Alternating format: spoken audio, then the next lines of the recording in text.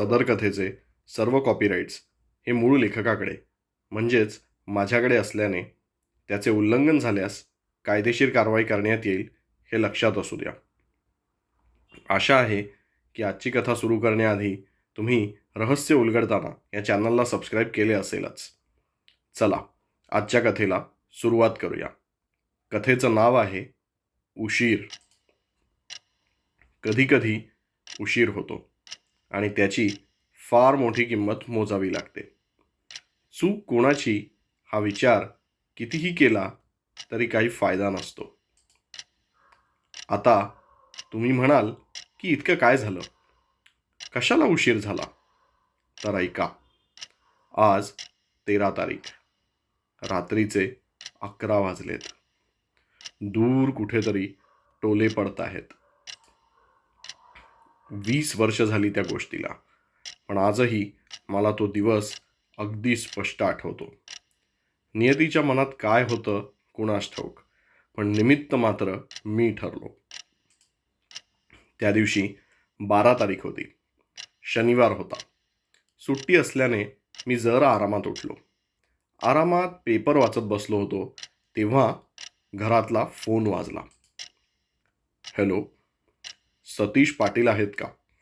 समोरून एक गंभीर आवाज आला. हो, मीच आहे सतीश.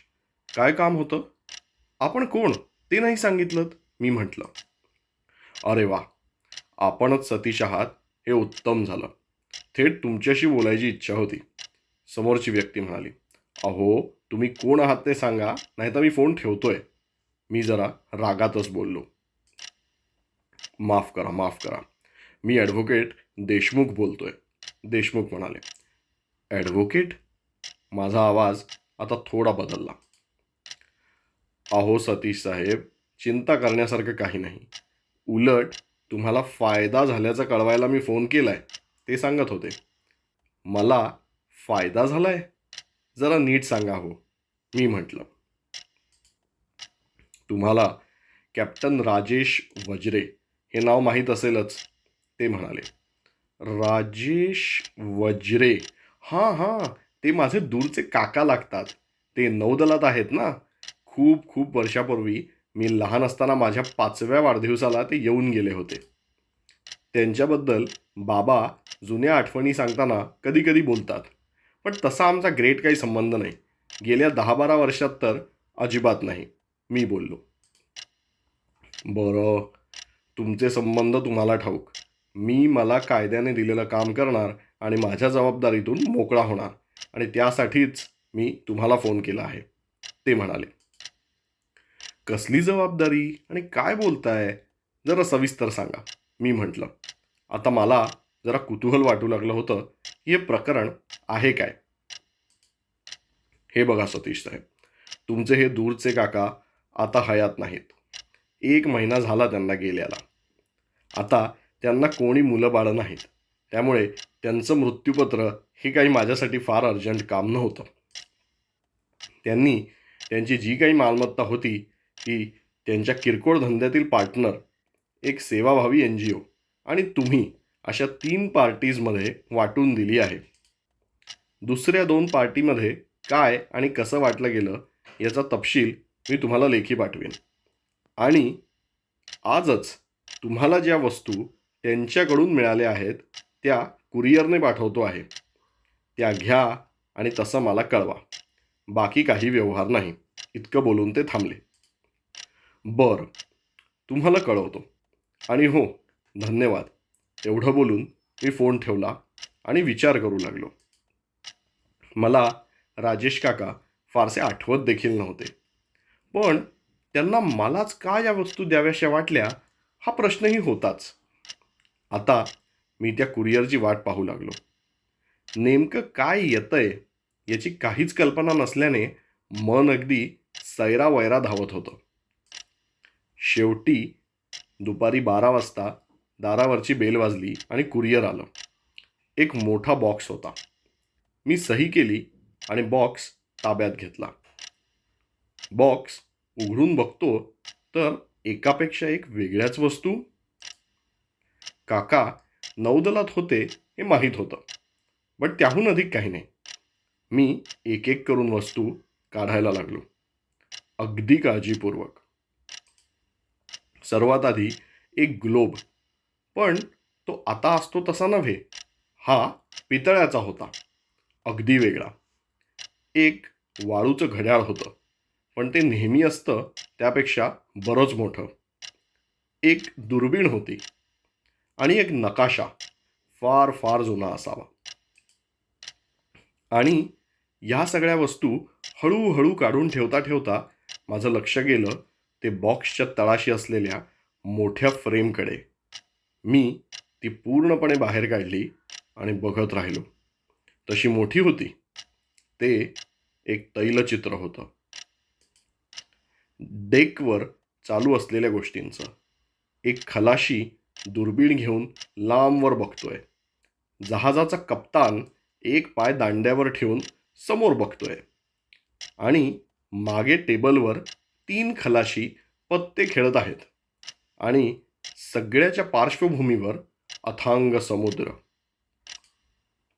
सुंदर असलं तरी त्या चित्रात काहीतरी वेगळेपण होतं. मी त्या चित्राकडे फार वेळ बघत राहिलो तर माझं भान हरपून जाईल असं मला वाटून गेलं. मी त्या सगळ्या वस्तू नीट मागच्या खोलीत लावून ठेवल्या. तेवढ्यात दारावरची बेल परत वाजली. आता कोण आलं बघायला मी गेलो तर प्रकाश आला होता. प्रकाश माझा जवळचा मित्र. त्याला हा सगळा प्रकार सांगेपर्यंत अजून वेळ गेला. आणि मग एक एक करून आम्ही त्या वस्तू पुन्हा पाहू लागलो. प्रकाश हा मुळात इतिहासप्रेमी असल्याने त्याला त्या सगळ्या वस्तूंचं फार अप्रूप वाटत होतं. शेवटी जेव्हा त्याने ते तैलचित्र पाहिलं तेव्हा मात्र त्याने त्याचं इतकं कौतुक केलं की विचारायची काही सोय नाही. आता योगायोग हा की दुसऱ्याच दिवशी प्रकाशचा वाढदिवस होता. मी त्याला म्हटलं की माझ्यातर्फे तुला भेट. हे तैलचित्र तू घेऊन जा. हे ऐकताच त्याने जरा आढेवेढे घेतले, पण शेवटी तयार झाला. ते तैलचित्र त्याच्या स्टडी रूममध्ये लावण्याचा त्याचा बेत होता. अगदीच अनपेक्षित अशा पद्धतीने मिळालेल्या या भेटीमुळे त्याला खूप आनंद झाला होता. तो खुश आहे हे पाहून मला देखील बरं वाटलं. त्या संध्याकाळी तो ते तैलचित्र घेऊन घरी गेला. रात्री मी नेहमीसारखा झोपलो. मला कल्पनाही नव्हती की दुसऱ्या दिवशी घटना अशा पद्धतीने घडतील. दुसऱ्या दिवशी 13 तारीख होती, रविवार. सकाळी 10 वाजता दारावरच्या घंटीने जाग आली. कोणीतरी न थांबता बेल वाजवत होतं. मी जरा रागाने दार उघडलं. दारात एक कुरिअर बॉय होता. त्याचा युनिफॉर्म बघून मला ते लक्षात आलं. काय काम आहे, मी विचारलं. सर, मी कुरिअर कंपनीमधून आलोय. काल आम्ही तुमच्याकडे एक कुरिअर दिलं ना, तो म्हणाला. हां, त्याचं काय झालं, मी अजूनही थोडा रागावलो होतो. त्यात काही वस्तू द्यायच्या राहिल्या. चूक आमचीच आहे, खरंच सॉरी, असं म्हणत त्याने मला एक छोटं पार्सल दिलं. काय कामं करता की मस्करी करता रे, मी ते पार्सल घेत त्याला बोललो आणि दार लावून टाकलं.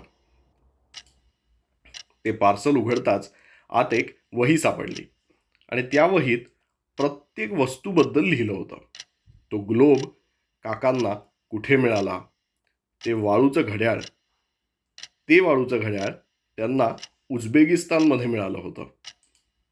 तो नकाशा त्यांनी तुर्कीमधून एका व्यापाऱ्याकडून घेतला होता. आणि शेवटी त्या तैलचित्राबद्दल तर एक पानभर माहिती लिहिली होती. मी इतका वेळ फक्त वही चाळत होतो, पण आता मी खाली बसलो. जो मजकूर लिहिला होता तो वाचता वाचता मला घाम फुटला. माझे डोळे विस्फारले आणि हात थरथर कापू लागले. तिथे लिहिलं होतं, हे तैलचित्र काही साधंसुधं नाही. हे मला नामिबियाच्या एका खास मांत्रिकाकडून मिळालं होतं. काही दिवस एका मोहिमेसाठी मी तिथे तैनात असताना माझी त्याची गाठ पडली आणि मी केलेल्या मदतीचा मोबदला म्हणून त्याने मला ते दिलं. हे तैलचित्र कुठेही स्वतःच्या घरात लावू नकोस, खास करून स्टडी रूम किंवा बेडरूममध्ये तर अजिबात नाही. उलट तुला कोणाचा जाच होत असेल, कोणाचा काटा काढायचा असेल तर त्यांना ते भेट दे. ज्या खोलीमध्ये हे तैलचित्र भिंतीवर लागेल त्या खोलीत राहणाऱ्या व्यक्तीच्या स्वप्नात त्या चित्रातील कॅप्टन येतो, पत्ते खेळायला बोलवतो, नाही म्हणायची सोय नसते. आणि एकदा का त्या व्यक्तीने संमती दिली की खेळ खल्लास. ती व्यक्ती सरळ त्या चित्रात कैद होते, कायमची. परत येण्याचा काहीही मार्ग नाही, गायब झाल्याचा काहीही पुरावा नाही. आशा करतो की हा मजकूर तू स्वतः वाचत आहेस आणि फार उशीर झालेला नाही. तुझाच काका, कॅप्टन वज्रे. मला काय करावं ते सुचेना. हा काय प्रकार होता?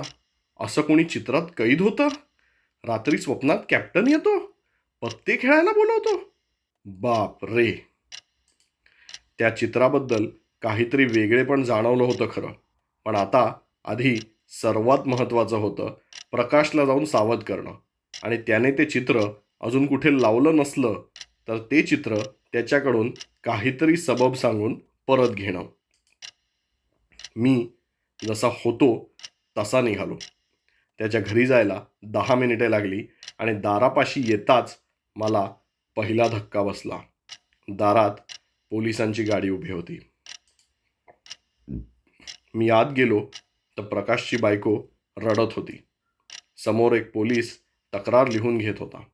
मला पाहून त्याची बायको रडायची थांबली आणि म्हणाली, सतीश भाऊजी, तुम्हाला तरी माहीत आहे का हे कुठे गेलेत?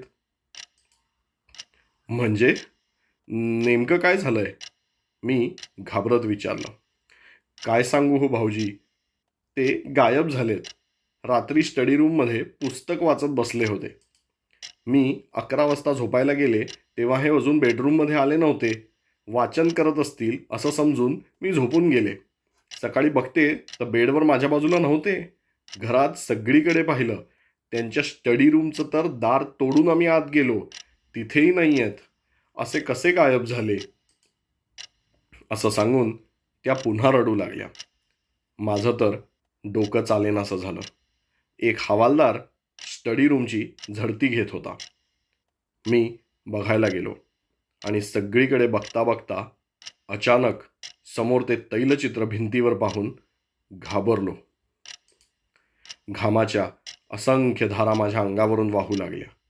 त्या चित्रात आता दुर्बीण घेऊन घेणारा खलाशी, दांड्यावर पाय ठेवून उभा असलेला कॅप्टन, हे दोघं आधीसारखे होते. पण त्यांच्या मागे एक बदल झाला होता.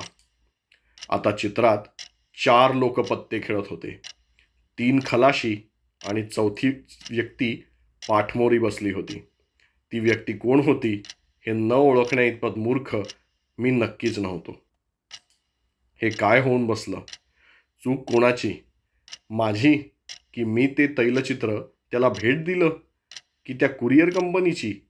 की त्या वकिलांची, ज्यांनी हे मृत्यूपत्र 2 आठवडे आधी हाती घेतलं असतं तर आज परिस्थिती नक्कीच वेगळी असती. काही दिवसांनी पोलिसांनी केस फाईल बंद केली. 1-2दा काही पत्रकारांनी देखील पाठपुरावा केला, पण काहीच झालं नाही. 20 वर्ष होत आली, पण आजही प्रत्येक महिन्याच्या 13 तारखेला दारावरची बेल वाजली की मला धस्स होतं. ते चित्र, ते जहाज, तो दांड्यावर पाय ठेवलेला कॅप्टन आणि मागे पत्ते खेळणारे ते 4 लोक, सगळं आठवतं. दिसतात तितक्या गोष्टी सोप्या नसतात, हेच खरं. धन्यवाद. आजची कथा नक्कीच तुम्हाला आवडली असेल अशी मी आशा करतो. आणि आजच्या कथेत तुम्हाला काय आवडलं, काय नाही आवडलं, किंवा तुम्हाला कशा प्रकारच्या कथा चॅनलवरती ऐकायला आवडतील या सगळ्याबद्दल तुम्ही नक्कीच कॉमेंट्समध्ये लिहा. आपण दिलेल्या कॉमेंट्सचा नक्कीच विचार करू. या व्यतिरिक्त तुम्ही चॅनलचे व्हिडिओज जास्तीत जास्त शेअर करत असाल, चॅनलला सबस्क्राईब करत असाल ही आशा करतो. आणि अशाच नवनवीन पद्धतीच्या वेगवेगळ्या थीम्सवरती बेस असलेल्या रहस्यकथा, गूढकथा, भयकथा आपण घेऊन येऊच. आणि तोपर्यंत रहस्य उलगडत राहा, चॅनल शेअर करत राहा, सबस्क्राईब करत राहा. आणि लक्षात ठेवा, दिसतात तितक्या गोष्टी सोप्या नसतात.